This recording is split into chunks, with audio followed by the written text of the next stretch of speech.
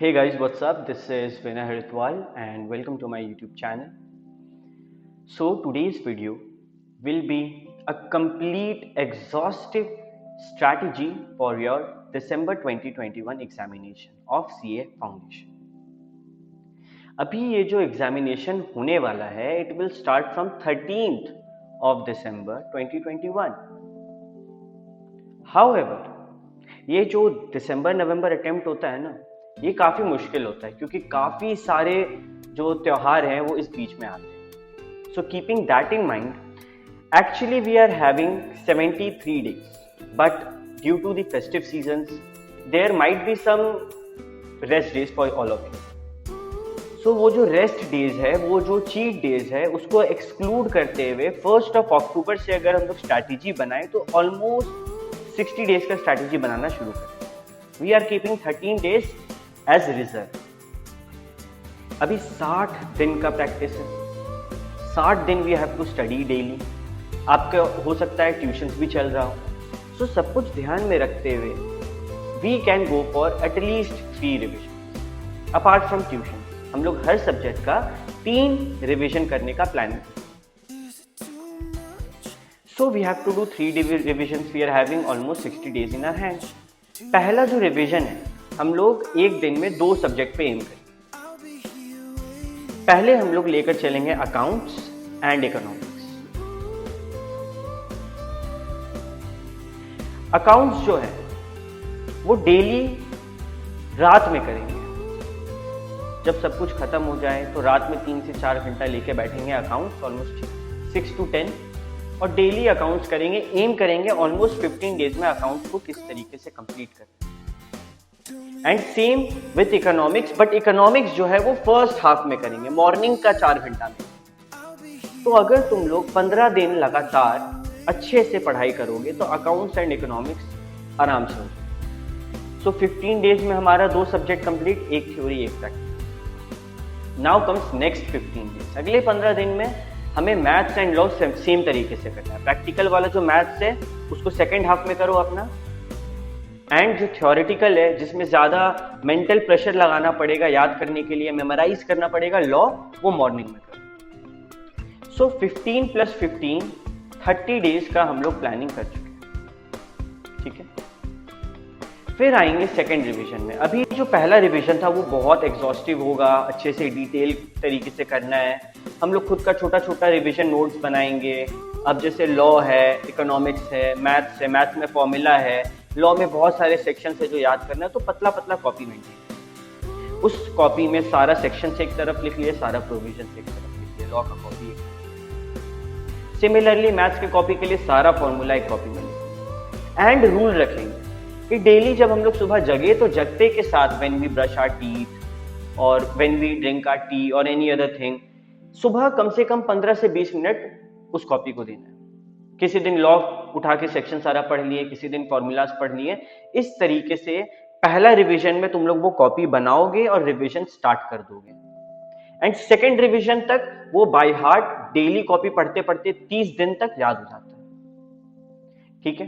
तो अब second revision जो है वो थोड़ा छोटा टाइम का होगा क्योंकि ऑलरेडी हम लोग फर्स्ट रिवीजन इतने अच्छे से किए हैं हर एक चीज के. तो सेकंड रिवीजन में नहीं जरूरी है कि अकाउंट्स का सारा सम.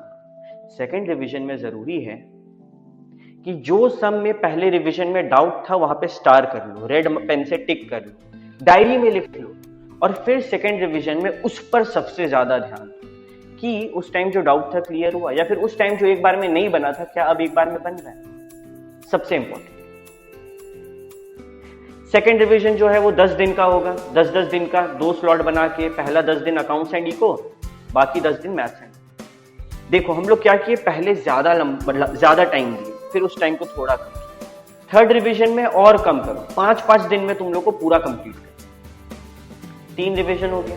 फर्स्ट रिवीजन बहुत डिटेल्ड, सेकेंड थोड़ा डिटेल्ड, थर्ड में एकदम कॉम्पैक्ट आ जाओ. सिर्फ वो सम प्रैक्टिस करेंगे या वो क्वेश्चन प्रैक्टिस करेंगे जिसपे हम लोग का डाउट था या फिर जिसपे हम लोग रेड पेन से टिक किए थे कि ये इंपॉर्टेंट.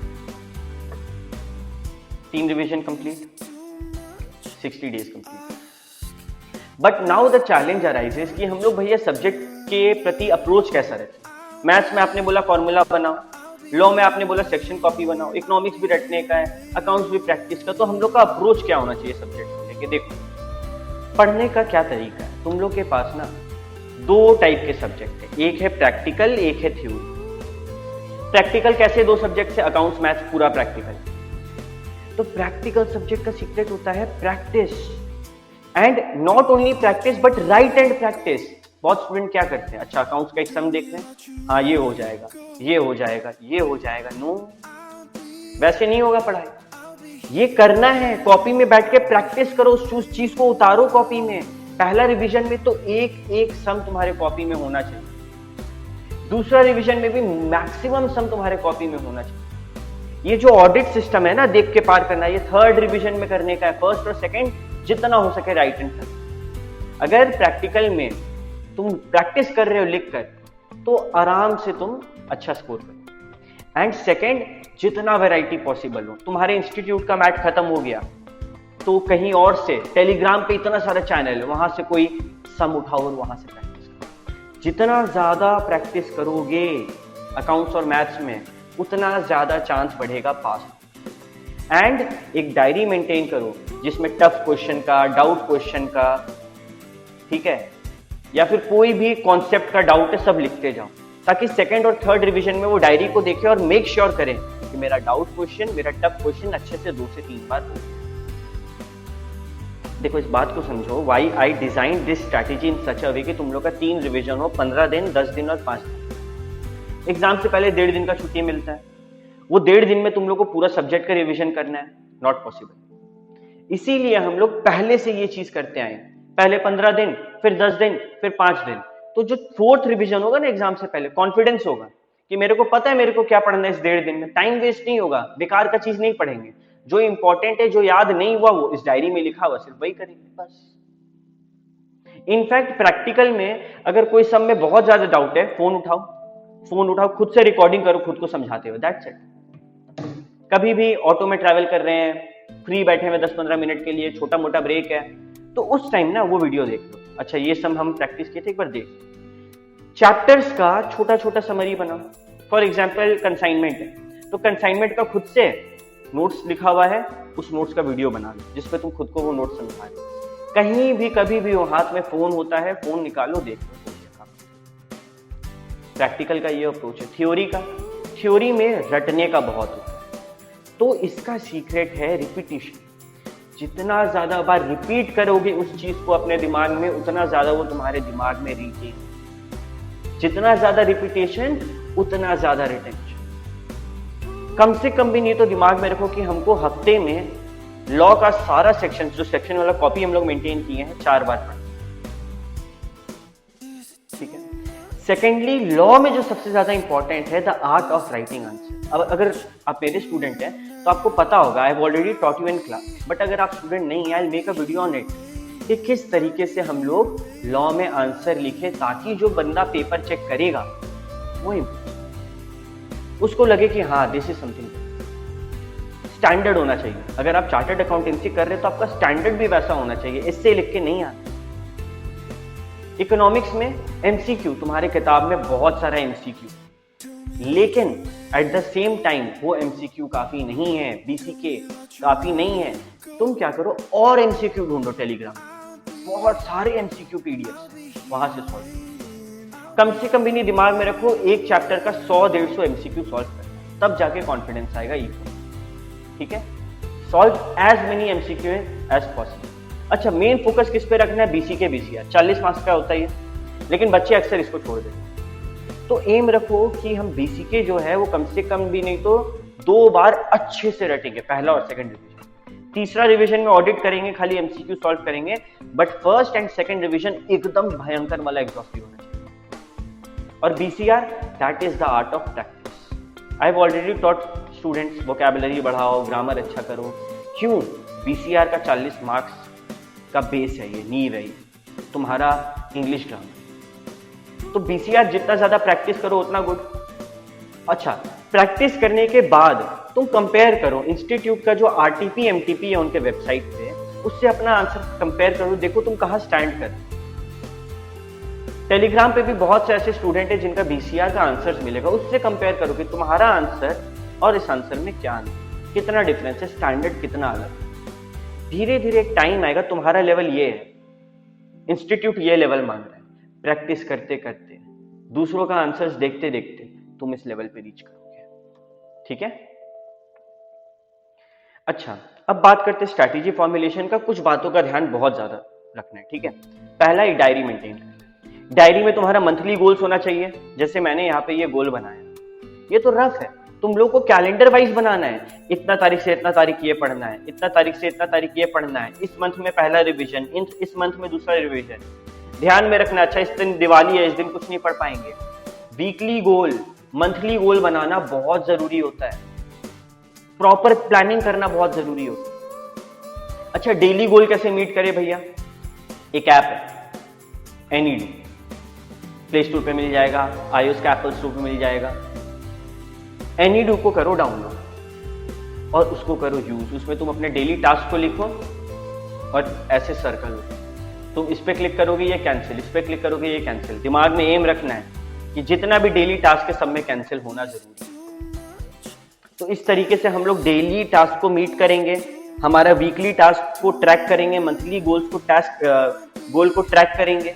उससे क्या है ना, हम लोग पैनिक नहीं करेंगे, एंग्जाइटी नहीं आएगा कि कैसे होगा, डर लग रहा है, नहीं। 3 रिवीजन हो गया, 3 रिवीजन के बाद डर आना पॉसिबल ही नहीं है, दूर दूर। इतना कॉन्फिडेंस आ जाता है, जितना ज्यादा बार रिपीटेशन उतना ज्यादा कॉन्फिडेंस।